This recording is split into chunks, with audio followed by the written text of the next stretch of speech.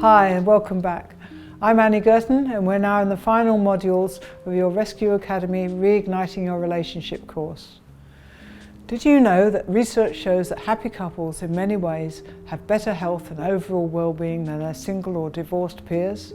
After all, a loving partner can offer companionship, comfort and physical and emotional support when you need it. Perhaps the reason that you're taking this course is that after years of marriage or dating, your significant other has started to feel more like a roommate than a romantic partner. Maybe you've grown apart, or maybe you're busy with work and kids, or perhaps the spark's just not there anymore. For whatever reason, you found yourself falling out of love. Here's how I suggest how you find your way back in again. After couples have been working with me for a while, and sometimes it takes just 8 or 10 sessions, while some couples have regular checkups and check-ins just to fine-tune things, one thing I often hear is, wow, our relationship now is nothing like it used to be. What they mean is that their relationship used to be superficial, routine and unconscious, and now it's filled with curiosity, a deeper sense of shared meaning and fun, and they're both more conscious of what is going on for the other.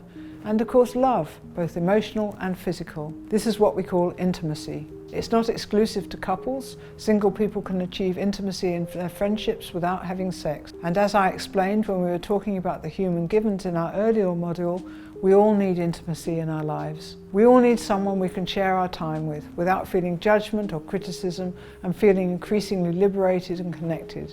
It is this sense of connectedness that underlies good mental health and good relationships. After the romantic love stage and the conflict stage, also known as the power struggle, that inevitably follows, you can move into the mature love phase. Greater and deeper intimacy is one clue that that is happening. The dialogue and improved communications we've discussed and explored throughout this course so far carries you into a place of restored passion and a sense of full aliveness, a greater sense of awareness of what's happening between you. We call this the conscious relationship. It is our goal. Having a conscious relationship isn't something that you dip in and out of.